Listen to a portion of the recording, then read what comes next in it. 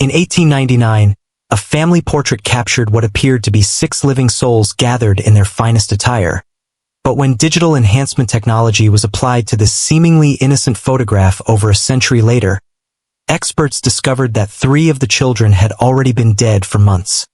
Before we begin this chilling journey into the shadows of Victorian photography and the disturbing secrets hidden within a single frame, make sure to subscribe to our channel and hit that notification bell.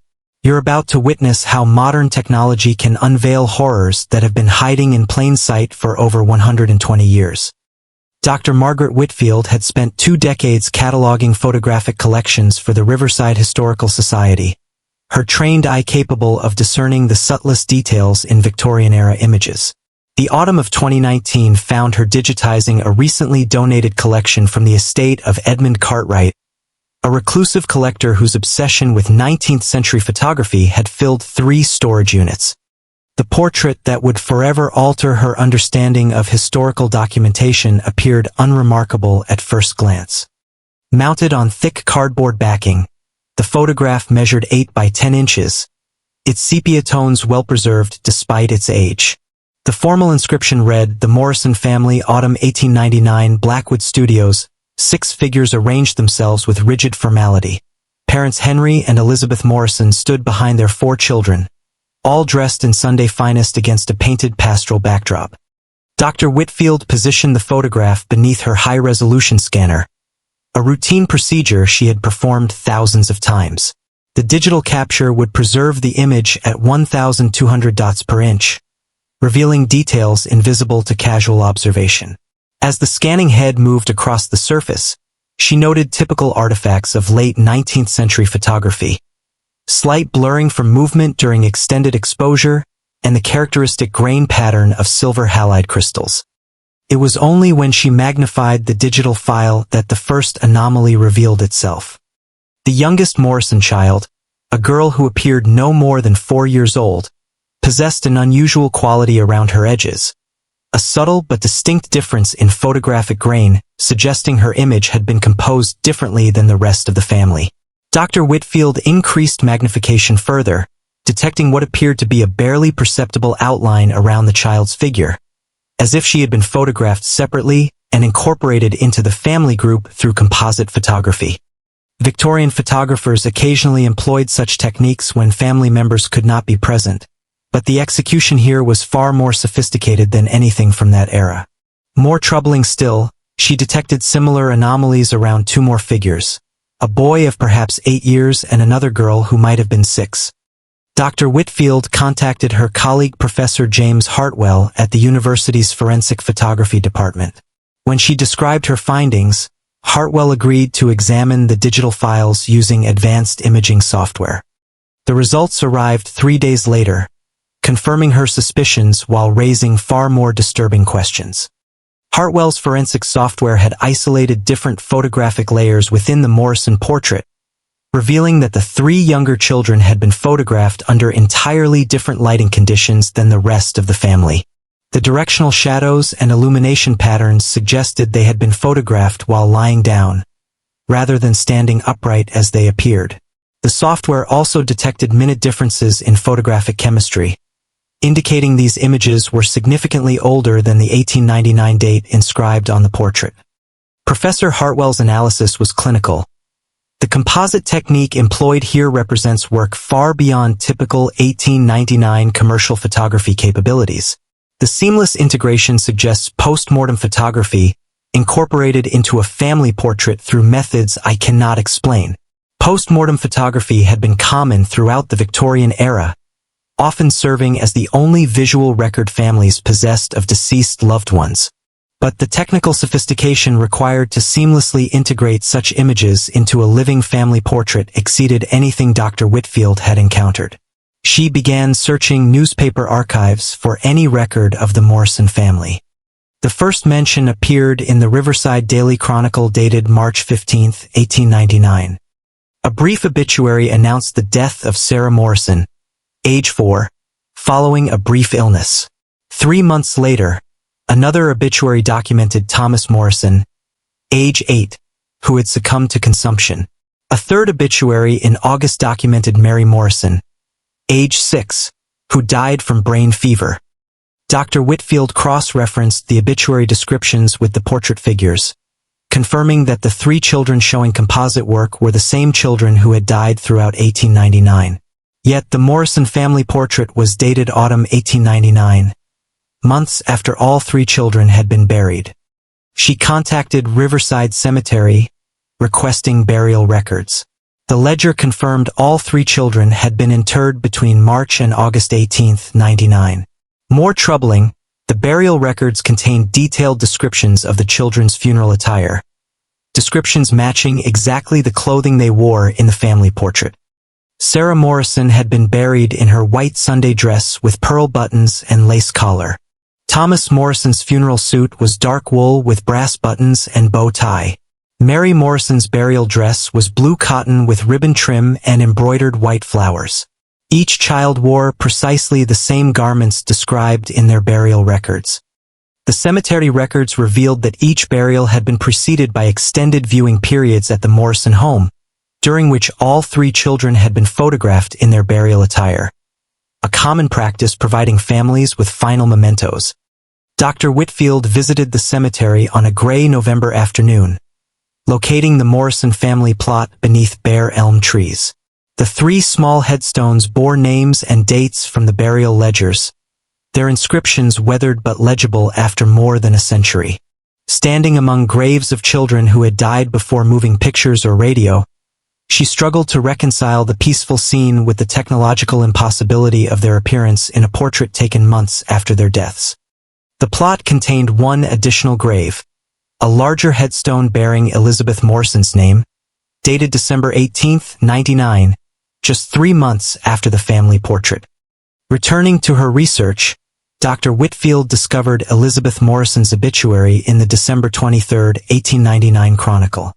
The newspaper reported that the mother had taken her own life following profound melancholia brought on by successive losses of her beloved children. Elizabeth had been found in her parlor, surrounded by photographs of her deceased children and clutching a recent family portrait capturing the complete Morrison family in happier times. The portrait referenced could only be the same photograph now on Dr. Whitfield's workstation, showing 3 children who had been dead for months standing alongside living family members with impossible technical precision. Henry Morrison survived his wife by only 6 months. The eldest Morrison child had been sent to live with distant relatives. The Morrison house was sold to satisfy debts, and all traces of the family vanished from Riverside's record. The breakthrough came from an unexpected source, a leather-bound journal discovered in Cartwright's personal effects. The journal documented Cartwright's 50-year obsession with anomalous photographic phenomena. The Morrison portrait occupied 17 pages of investigation into its origins and properties. According to Cartwright's research, the Morrison portrait was one of 13 similar photographs created by Blackwood Studios between 1897 and 1901, each depicting families whose children had died before the sitting but appeared in the final portrait with impossible naturalness. The journal documented Cartwright's discovery that Marcus Blackwood had maintained detailed records of unusual portrait commissions in a private ledger. The entries revealed Blackwood had charged grieving families enormous sums for portraits incorporating deceased children, promising comfort beyond the veil of death. Blackwood's technical notes described a photographic process bearing no resemblance to known techniques. The photographer claimed to have developed a method for capturing the lingering essence of deceased subjects through extended exposure to spectral emanations. His notes suggested the process required access to deceased subjects themselves, not merely existing photographs, creating images with properties conventional photography could not achieve. Cartwright's journal entries became increasingly agitated, documenting strange experiences when examining the portraits. He reported dreams featuring deceased children attempting to communicate urgent warnings he could never understand. Several entries described waking to find portraits moved or rearranged despite his certainty he had left them differently positioned. The journal's final entries revealed Cartwright's conviction that the 13 Blackwood portraits were not merely photographs but windows, allowing the depicted dead to observe and influence the living world. Dr. Whitfield closed the journal with trembling hands, her academic skepticism warring with mounting evidence that the Morrison portrait represented something far more disturbing than unusual photographic technique. The accumulated evidence challenged every assumption about photography and the boundaries between life and death. That night, she dreamed of the Morrison children for the first time. The dream possessed vivid clarity, distinguishing genuine experience from imagination, placing her in the Morrison family parlor as it might have existed in 1899. The three deceased children stood before her exactly as they appeared in the portrait, but their expressions conveyed desperate urgency. They gestured towards something beyond her vision, mouths moving as if speaking unheard words. When she woke, Dr. Whitfield felt absolute certainty that the children had tried to warn her about something connected to their continued presence in the photograph. The rational part of her mind dismissed this as suggestion and overwork, but she could not shake the feeling of contact with something beyond human communication. Working alone in her laboratory after hours, Dr. Whitfield positioned the Morrison portrait beneath her highest resolution scanner one final time. Instead of conducting analysis, she intended to document every detail before sealing it away.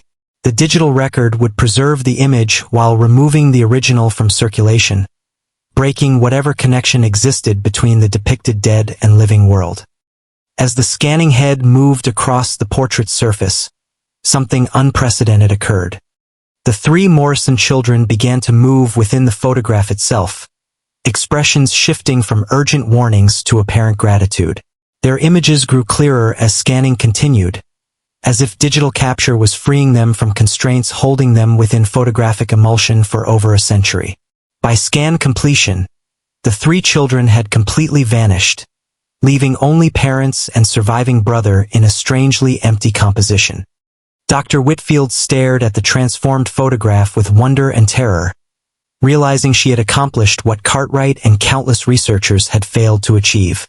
The Morrison children's souls were no longer trapped within Blackwood's impossible photographic prison, but their release raised unanswerable questions about where they had gone and the implications for the living world. The Morrison portrait now rests in a specially designed archival container, sealed from light and public viewing. Dr. Whitfield decided that some knowledge posed too great a risk to share with the academic community. The portrait's transformation had proven that boundaries between life and death were far more permeable than conventional science acknowledged. 6 months later, Dr. Whitfield received a letter with no return address. Written in careful child's handwriting she immediately recognized despite the impossibility. "Dear Dr. Whitfield," it began, "thank you for setting us free from the dark place where we waited so long to go home. Mama is with us now, and we are not afraid anymore. The bad man who trapped us cannot hurt anyone else because his pictures are breaking one by one. Please do not be sad for us. We are where we belong now, and the light is warm and good. Sarah, Thomas, and Mary Morrison." The Morrison family portrait stands as proof that death is not the absolute boundary we believe it to be, and that human technology can sometimes bridge gaps never meant to be crossed. In an age when digital enhancement can reveal details invisible to previous generations, we must consider the possibility that our advanced tools might uncover truths we are not prepared to face, or forces we lack wisdom to safely contain. Like the video and subscribe for more stories history tried to bury. If you're still watching, tell me where you're from and what time it is, knowing that we've all discovered together how the past refuses to stay buried, and how a simple family photograph can become a window into horrors that challenge everything we thought we knew about life, death, and the mysterious spaces that exist between them.